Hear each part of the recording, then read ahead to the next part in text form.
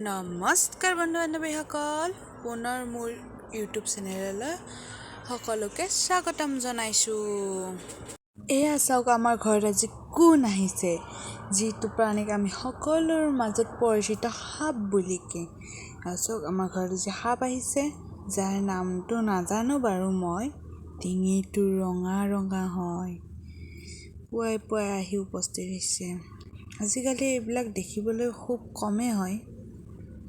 বাৰু যি কি হওক, য'তে যাই আছে তাই যাওক, বাই বাই। এয়া চাওক গাইজ, আজি আমাৰ ছাগলীটোৰ হেয়াৰ কাটিং নহয় দাড়ি কাটিং হৈ আছে।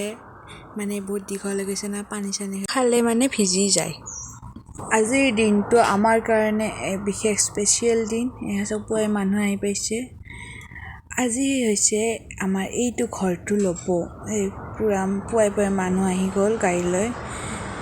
ফিটা চিটা লগাইছে। এয়া খুৰাহঁত কাম কৰি আছে পুৰা।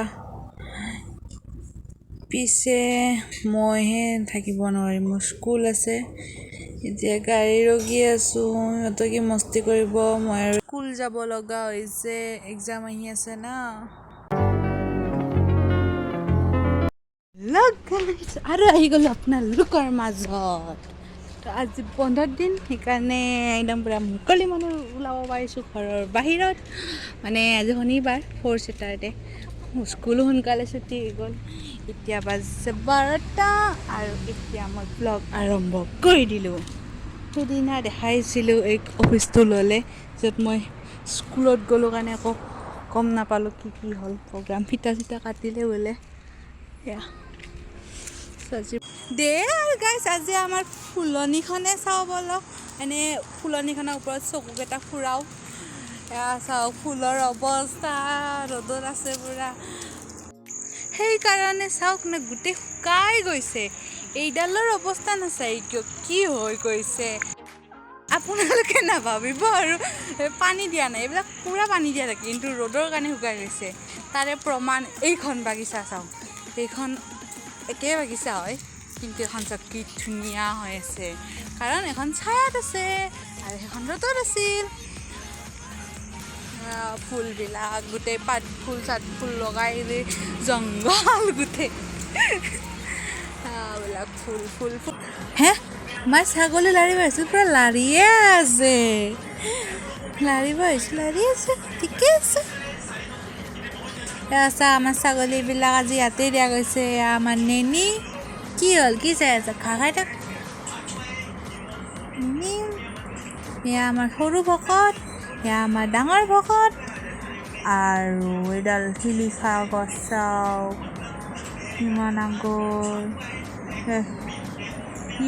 এইটো আমাৰ ভকত। তাৰপিছত শিলিখাবিলাক পৰি আছে, ধুনীয়া শিলিখাই খাই আছে ইয়াতে। বহুত এইবিলাক চাই ইমান শিলিখা পৰি আছে। কাৰোবাক লাগে যদি আহি যাওক আমাৰ ঘৰত, ধুনীয়া শিলিখা। তাৰপিছত শিলিখা বহুত ডাঙৰ ডাঙৰ।